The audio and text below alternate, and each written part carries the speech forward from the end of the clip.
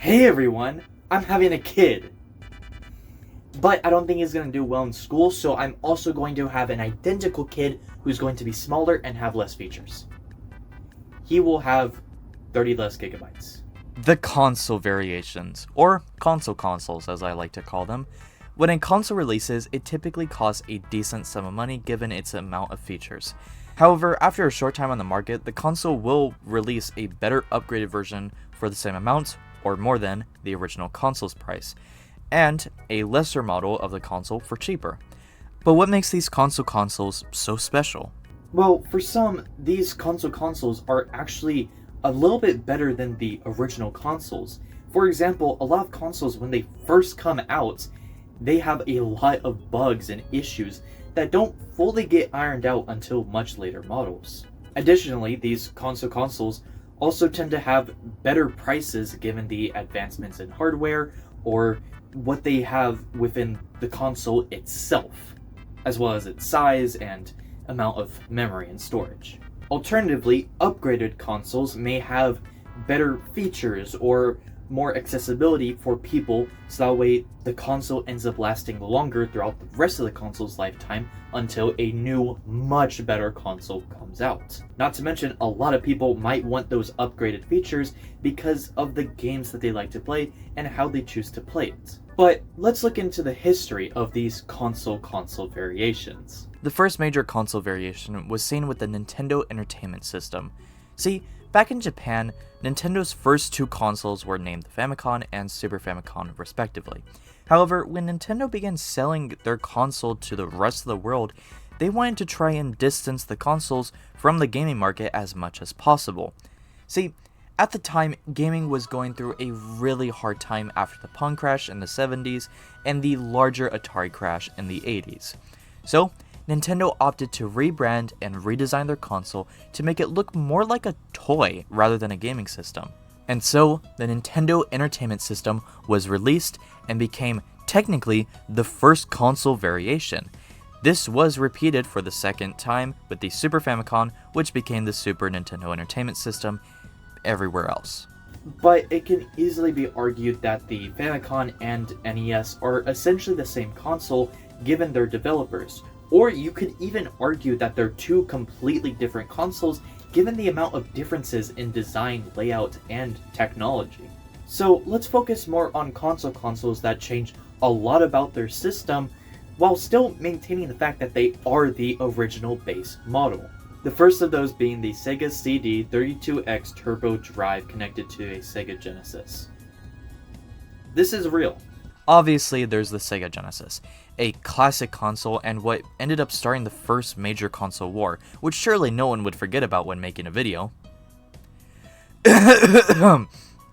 But something that's often overlooked is the Genesis's ability to have additional plugins, those being a CD adapter for the console and a 32X drive that allowed it to play games with 32-bit graphics. While these were add-ons to the original console, it can't be denied that this was an incredibly early version of what would later become upgraded and better models of a base console. After all, upon combining all of the parts together, you essentially upgraded your Genesis to be the perfect console for the future generation. But with the Genesis becoming the first upgradable console with a upgrade version, it's probably important that we look at the very first downgrade of a console.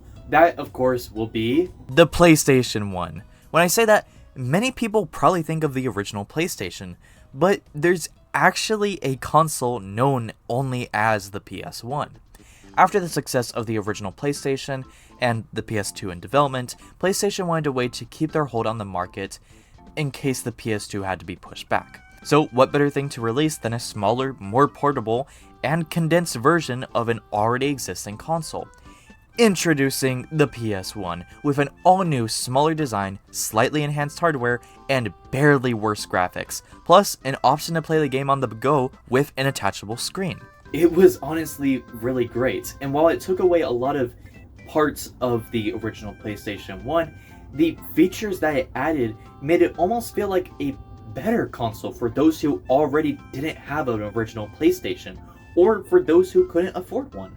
However, I see the PS1 as being Sony's test to see how consumers would react to a lesser console, which eventually sparked Sony to make the PS2 Slim. After the massive success, again, of the PS2, PlayStation also released a slim model of the console, again.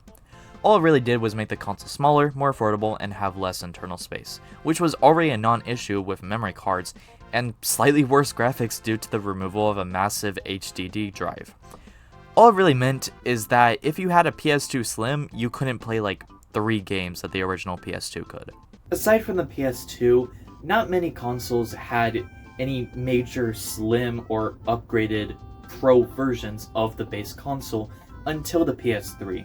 And before we get to that, if you're enjoying this video, consider leaving a like or a comment about how many times I've said the word console in this video. Or if not, give me a topic that I should talk about next that you'd like to see. Also, consider subscribing. It's completely free and you can always unsubscribe whenever you want to.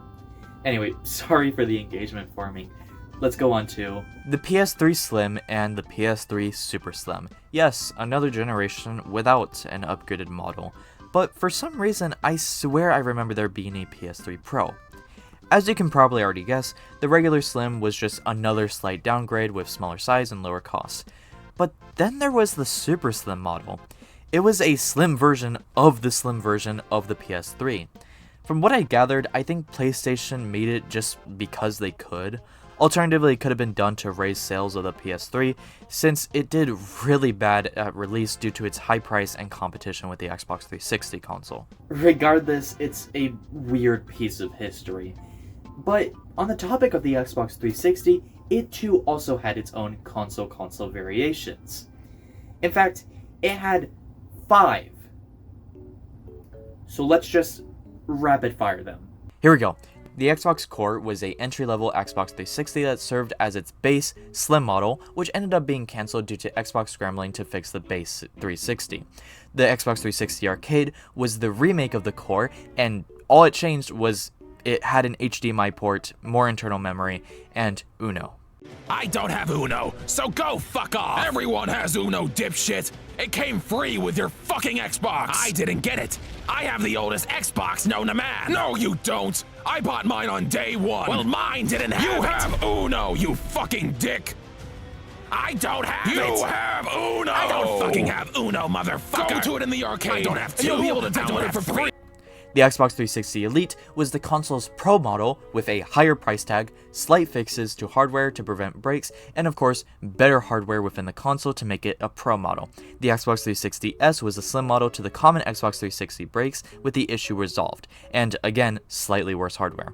And finally, the Xbox 360E, which served to be a slim model to the S, which was a slim model to the Arcade or Core, which was a slim model to the Xbox 360, and all it was a teaser to release the Xbox One. That's all. That's its entire purpose. I'll give you a moment to take all that in.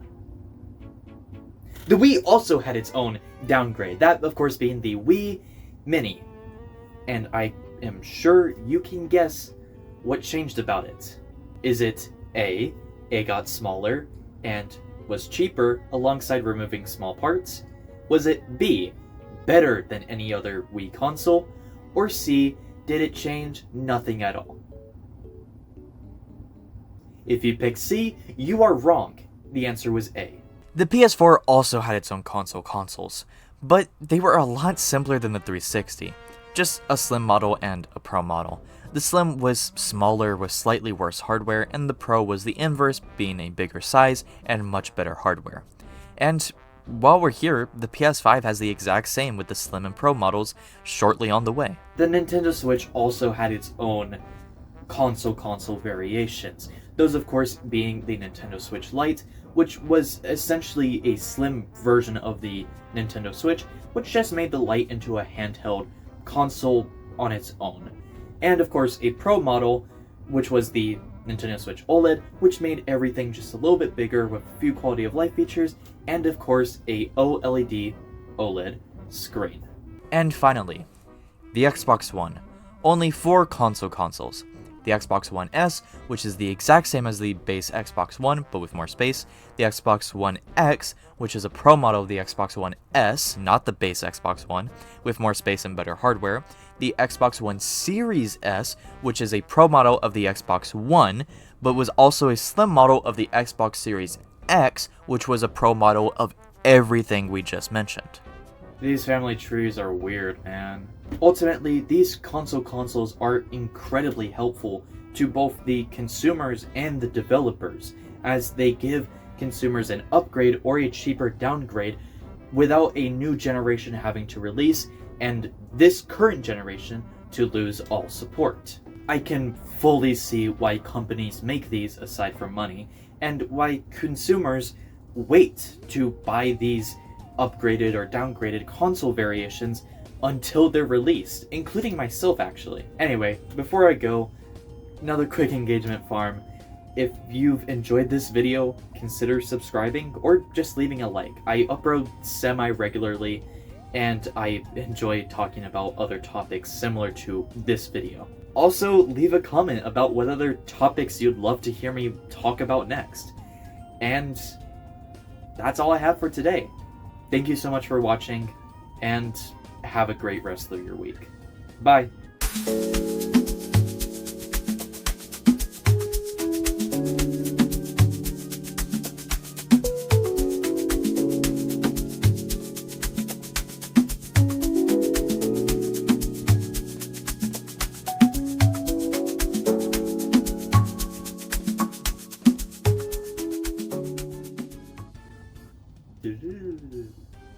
Fucking ripple effect or whatever shit.